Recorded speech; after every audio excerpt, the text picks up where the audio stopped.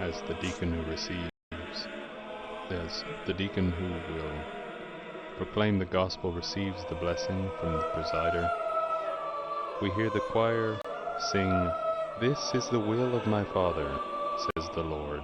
Everyone who believes in the Son should have eternal life, and I will raise him up on the last day."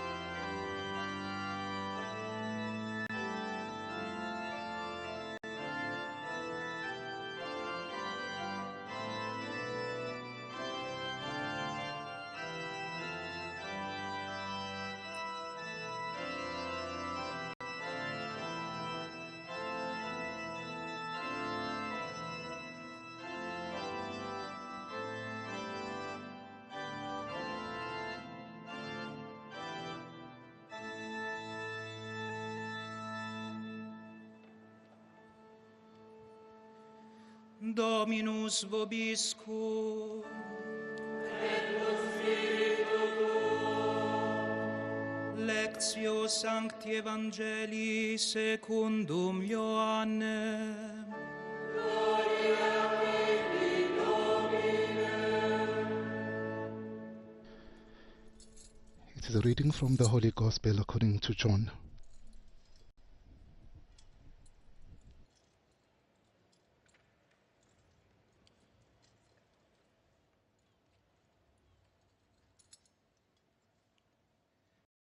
Cum manifestasset se Iesus discipulis suis, e prandissen cum eis, dicit Simoni Petro Iesus, Simon Ioannis, diligis me plus iis, dicit ei, etiam Domine, tu scis quia amo te. Dicit ei, pace agnos meo.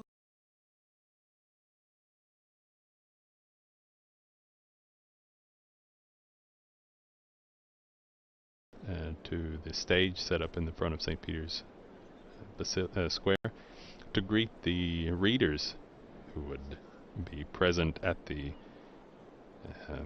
would be reading the summaries in various languages of his catechesis. And the Pope would frequently pause to greet them and exchange a word, sometimes reflecting on the questionable beard choices of some of the members, or asking about the recently departed parents of one colleague, or joking with another colleague, a pair of colleagues who had gotten married, and joking whether they would ever come back from their honeymoon, if they were going to come back to work, because he hadn't seen them reading at the liturgy, at the general audiences in a while. So we can recall some of these many humorous, serious, and the many moments of the life of Pope Francis, who died at the age of 88 on Easter Monday. As we see, there are still delegations arriving for this Requiem Mass, filing in front of the coffin, set up in front of the altar of the Confession in St. Peter's Basilica,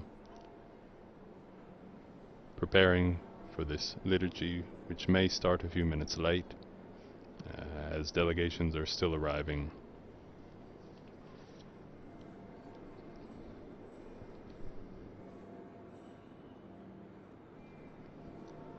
As they arrive, we can recall some of the teaching, perhaps very little in this short amount of time that we have, but given the vastness of Pope Francis's magisterium. But we can recall with this deed that was placed in his coffin some of his the focuses of his papacy.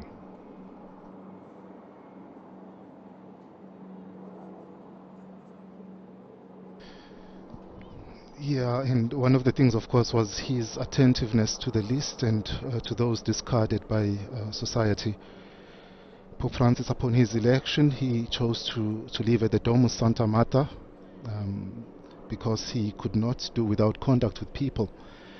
And from the first Holy Thursday, he wished to celebrate the Mass of the Lord's Supper outside the Vatican, visiting prisons, reception centers for the disabled, and those addicted to drugs.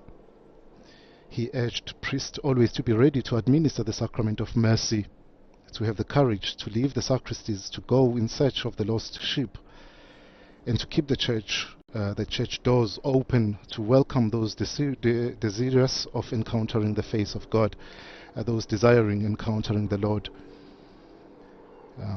We know that he exercised his ministry with untiring dedication in favor of dialogue with Muslims and representatives of other religions, sometimes convoking them to prayer meetings and signing joint declarations for concord among the faithful of different creeds, such as the document on human fraternity signed on the 4th of February in 2019 in Abu Dhabi with the Sunni leader El Tayeb. We can also talk about his love for the poor and the elderly and children that led him to inaugurate the World Days of the Poor, of grandparents and of children. He also established the Sunday of the Word of God.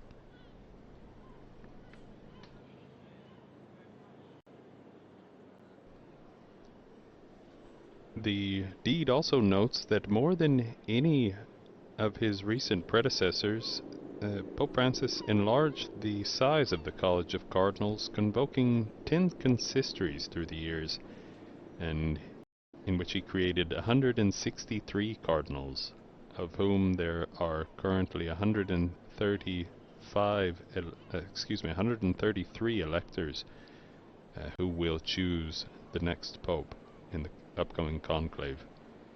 And there are currently these currently hail from 73 nations, 23 of which had never before had a cardinal.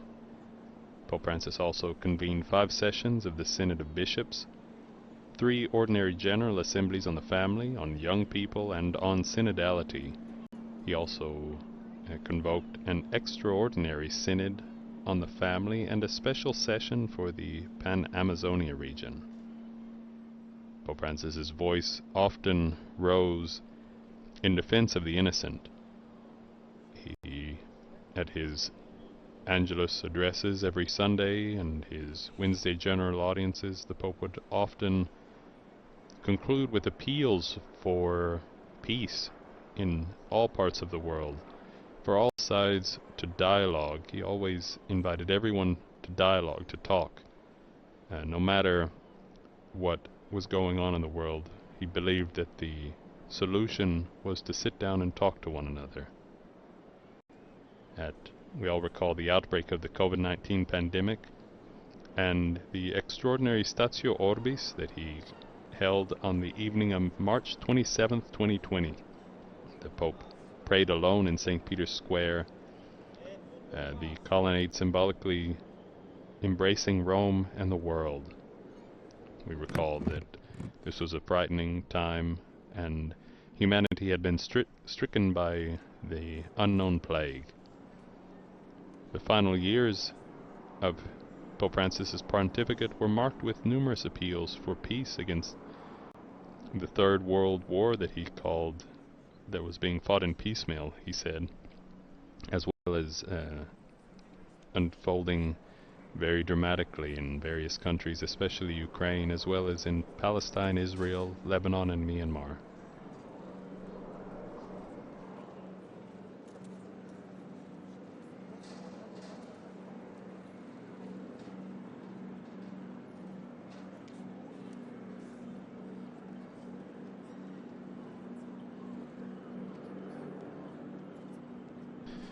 And as we know, then after his hospitalization from the 4th of July, July 4th, 2021, lasting 10 days for surgery at the Agostino Gemelli Polyclinic, Pope Francis on 14 February 2025 returned to the same hospital for a 38-day stay due to bilateral pneumonia.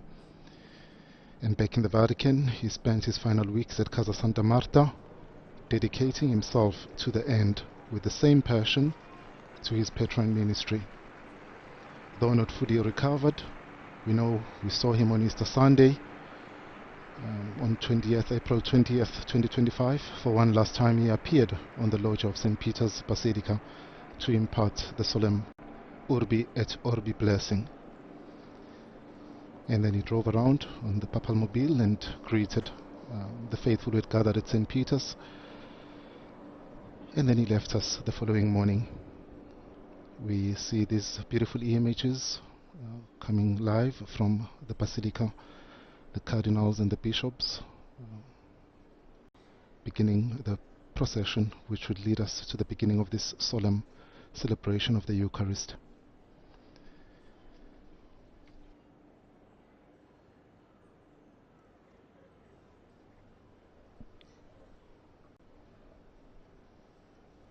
The deed that was placed in offered a witness to a sober and humble lifestyle, founded on missionary openness, apostolic courage and mercy, and attentive to avoiding the pitfalls of self-referentiality and spiritual worldliness of the Church.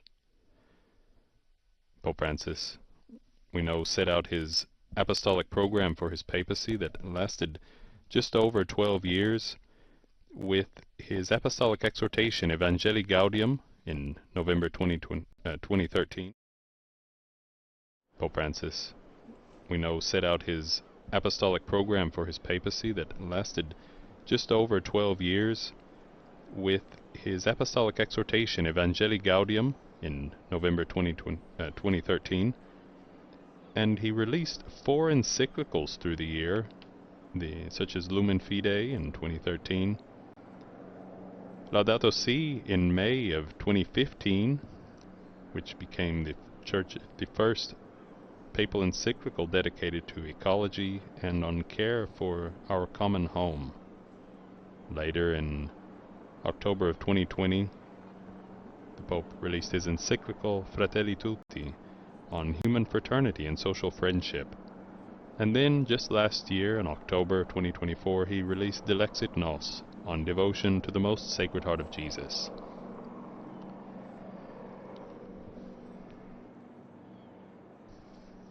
The Holy Father also famously and the cardinals recognized the need to begin reform of the Roman Curia, the governing body of the Church, the central governing body that assists the bishops throughout the world in their ministry and seeks to help the Church be united.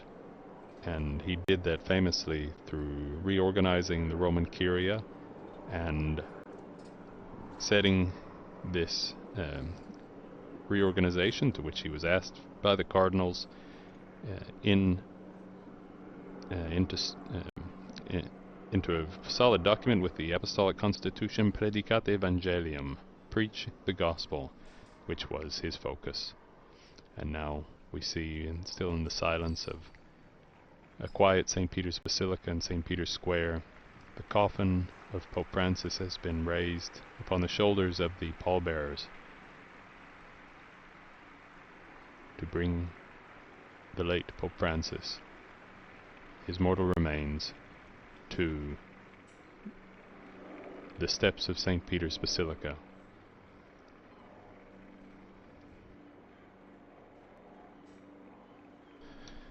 And we then want to prepare ourselves and solemnly participate in this very moving celebration.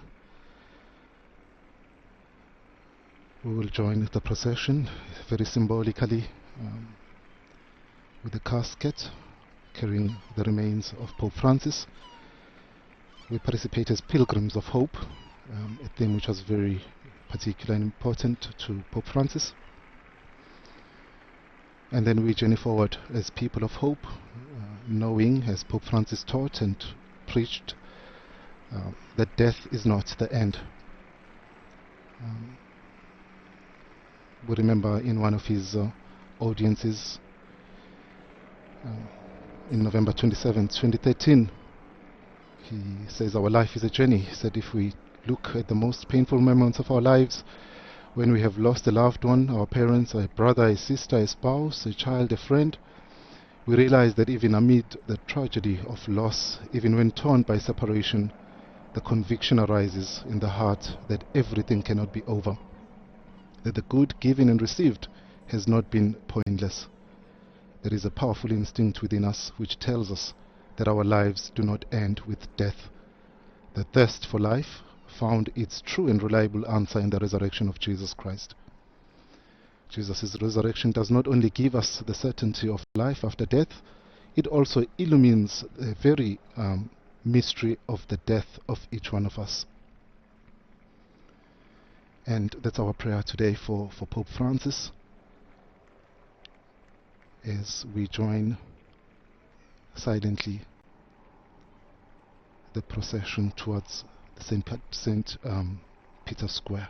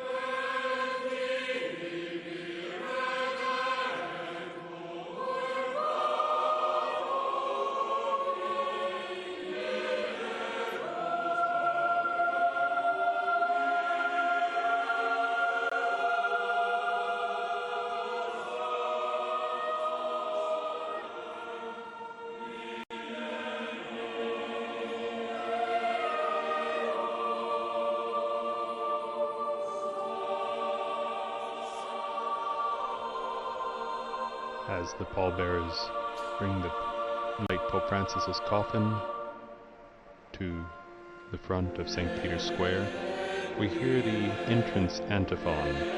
Eternal rest grant unto him, O Lord, and let perpetual light shine upon him.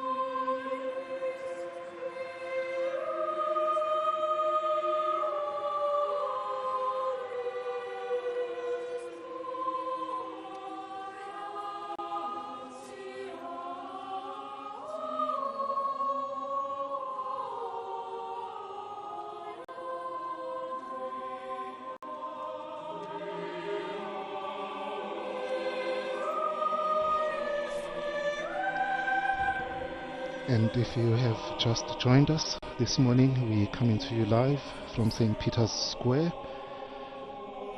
where thousands have gathered to bid farewell to Pope Francis as we celebrate his life. We currently seeing the procession, the cardinals processing to begin this celebration. And of course the procession symbolizes our journey towards God and the heavenly sanctuary. It reminds us that our life is a pilgrimage. We're moving from the temporal world towards eternal life. And as the procession moves forward, it evokes our journey towards heaven, guided by the light of Christ. And the symbol of the gospel, the book of the gospel, has just been placed on the coffin of Pope Francis, reminding us as well that he lived his life guided by the gospel. He preached the gospel.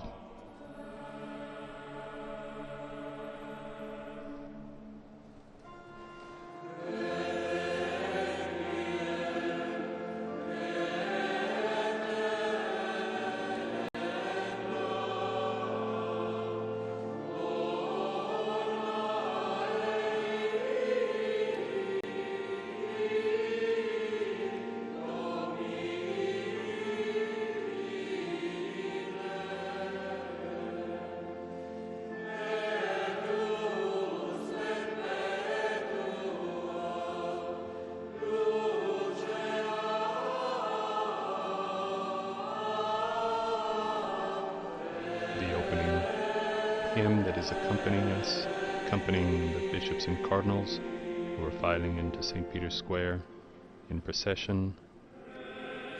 It recalls, "Praise is due to you in Zion, O God. To you we pay our vows in Jerusalem. To you who hear our prayer, to you all flesh will come. Our evil deeds are too heavy for us, but only you can pardon our transgressions. Blessed the one whom you choose and call to dwell in your courts. We are filled with the good things of your house, of your holy temple." This hymn is taken from the Psalm 64.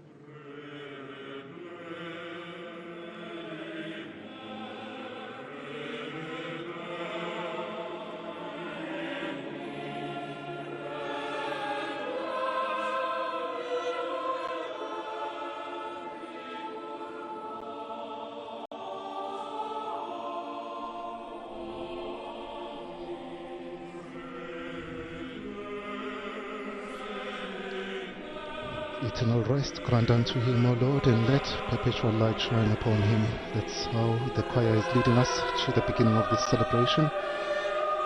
Cardinal Giovanni Battista Re will be the celebrant, the main celebrant, leading us during this celebration. He's the Dean of the Cardinals, and he's currently incensing the altar, the image of our Blessed Mother.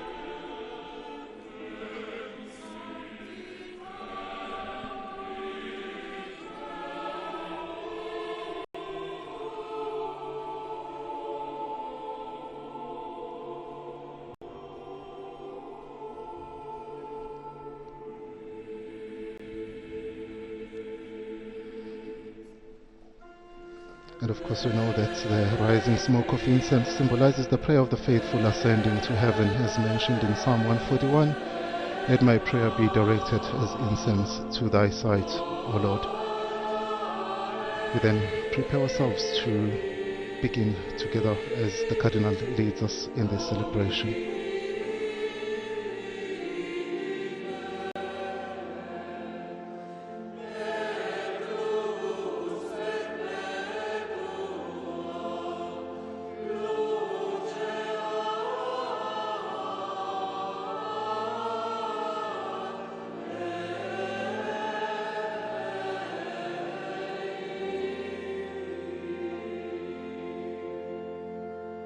Pax vobis.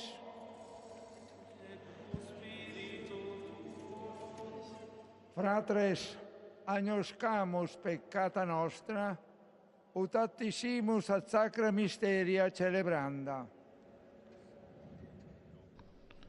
Brethren, let us acknowledge our sins and prepare ourselves to celebrate these sacred mysteries. Quia peccavi nimis cogitazione, verbo, opere et omissione. I confess to Mea Almighty culpa, God mea and to you, my culpa, brothers and mea sisters, maxima that I have culpa. greatly sinned Ideo in my pretor thoughts and in my beata words, Mariam in what I have semper done virginem, and in what I have omnes failed to do. angelos et Through my sanctos, fault, et through vos my fault, fratres, through my most orare grievous pro me fault. ad Dominum Therefore I Deum ask nostrum. Blessed Mary ever Virgin, all the Misereatur angels and nostri saints, omnipotens and you, my Deus, brothers and et sisters, to dimissius pray for me to peccatis the Lord our nostris, God. perducat nos ad vitam And aeterna. may Almighty God have mercy on us, forgive us our sins, and bring us to everlasting life. Amen.